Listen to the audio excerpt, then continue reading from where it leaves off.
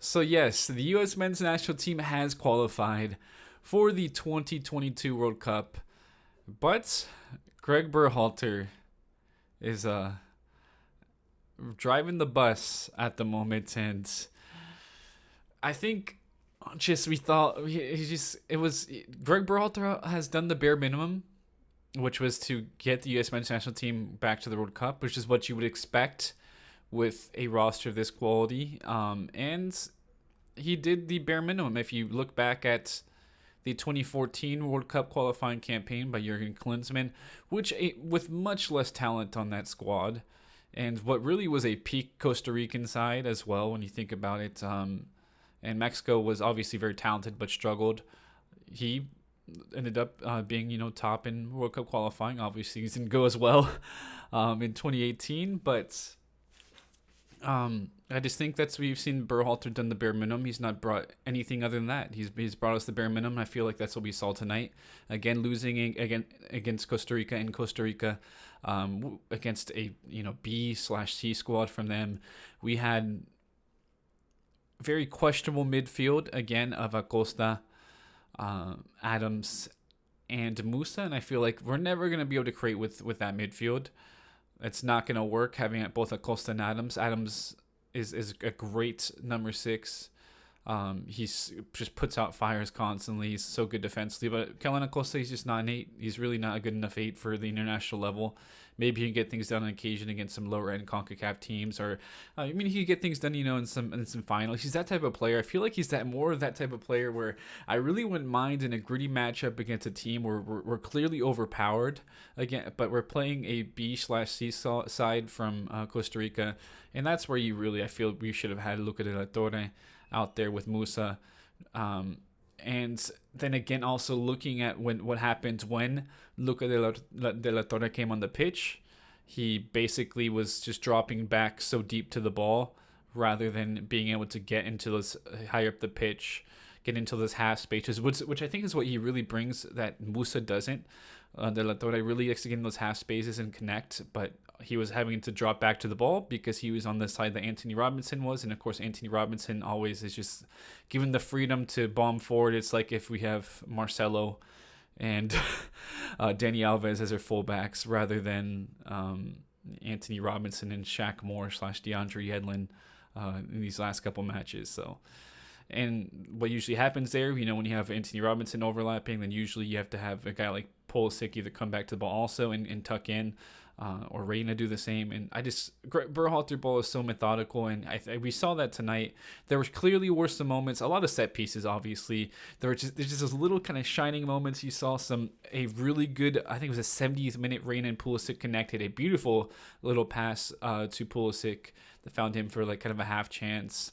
Of course, I think Costa Rica did a good job, frustrating Pulisic as well. They've always done that, fouling him in the right spots before he can get into areas in the final third where he can really do anything dangerous. Foul him, just in an area that's not too dangerous, and yeah, that's really what they did. They did a good job frustrating, and they just wasn't a good enough midfield at the start to really make things happen. I mean, there was quite a few, corner kicks and stuff like that. Didn't really get to take advantage of them in the end. Of course, Costa Rica took advantage of set pieces to get the 2-0 victory.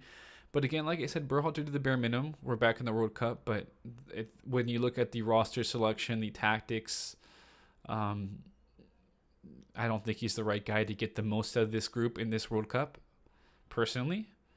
Not sure what you guys think. I feel like this is a game that also could have maybe called more for Jesus Ferreira. If we're going to play, with a questionable number 8 in Kellen Acosta, at least have Jesus Ferreira come on and he could earlier, or just be on from the start so you can drop back in the midfield more and maybe bring us some more creativity.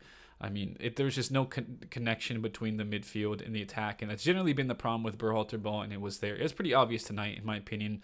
There's some good glimpses. I think Gio Reyna has to be central also. I feel like if you're going to have your midfielders just pretty much cover, when you look at it, Tyler Adams, and at the end of the game was Acosta dropping back, and both our 2 8s were just essentially kind of like inverted fullbacks covering the spaces that were being vacated by Anthony Robinson, Shaq Moore, and you have two players who are much more creative, much more technical than Anthony Robinson and fucking Shaq Moore, having to drop back to the ball and not be able to connect with the attack. That's my biggest frustration, and that's something that's always been happening. You look at a lot of the matches before, especially the first match against Canada, the Panama where we had was legit, Costa in the midfield. There's just always been a terrible disconnect from the midfield and the attack, and I think it's something that has to be addressed. And why not just play a double pivot? You could have Adams and Musa and let Reina be the 10, or Adams and De La Torre. De La Torre has been able to play in a double pivot, and it gives him the ability, at least one of them can kind of make those runs from deep, and Reina will always be able to connect with the attack. That's something that I think is ideal, because it's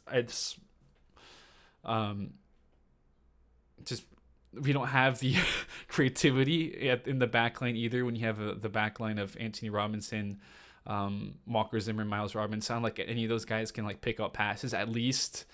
Before we would have John Brooks able to make huge big switches and break lines, or you could have a guy like Chris Richards break lines as well. But at the moments I just feel like there's no connection between the whole backline, midfield, and attack. It's just so out of sync. It feels like with Berhalter ball most of the time. I'm kind of wonder even what might have happened in that Panama match if we didn't get that early pen. I mean, it looked like we had a bit of a chemistry going on there, but I feel like if we didn't get that early pen, even in that Panama match, I think things could have been way different. This could be way different at the moment as well. But in the end, it's great to see we qualified, but at the moment, I don't think we have the manager who has the right tactics, the right selection, just not picking the right players to get the most of this team. That's what it is, simply. Like I said before, we're not going to be able to really build at the back with a back line of Anthony Robinson, Walker Zimmerman, Miles Robinson, DeAndre Yedlin, or Shaq Moore. Obviously, we should eventually have Serginho Dest back, but the point still resides that I still think the tactics, it's not the right thing. It's just very hard to watch because I said on Twitter, it's so methodical. We play through the wings, put crosses in. We run Jesus Ferreira. If we're just going to play in the wings and put crosses in, why are you going to put Jesus Ferreira in there? Just put in P-Falk if all we're going to do is fucking play on the wing and put crosses. At least P-Falk's tall and can win some headers. That's what it is. I mean, I feel like this team is really just poor when we don't have Weston McKennie on the pitch. That's why I said really ideal situation is to play with a 6, 8, and 10, and that would be Adams, McKennie, and Reina. And then, of course, we can have Luca, De La Torre, Musa maybe be bench options. But we'll see how things go. I mean, congratulations to us for doing what we should be doing. That's qualifying. But obviously, after what happened before, it's hard to take. And we'll see. Hopefully, Nations League brings out some new blood, some chances for other players. Like, we really get to get a good look at players like Eric Palmer-Brown and maybe John Brooks get looked at again. I would love to see a backline of John Brooks and Eric Palmer-Brown, two players who are so good technically. And I think you saw a lot of ball watching from Zimmerman. Miles Robinson really doesn't read the game well. He's athletic. I just think players like that are going to get eaten alive at a higher level at the World Cup. Personally, hey, if you want to celebrate, but I just don't want to accept mediocrity because this is one of the most talented groups of that players that the U.S. men's national team has ever had. Incredible squad depth, and it's unfortunately not being put in the right system or in the players who would fit. A highly technical level of play aren't being selected either. So, with that though, let me know your thoughts. Damn, I feel bad for being so negative, but it was so hard to watch for me.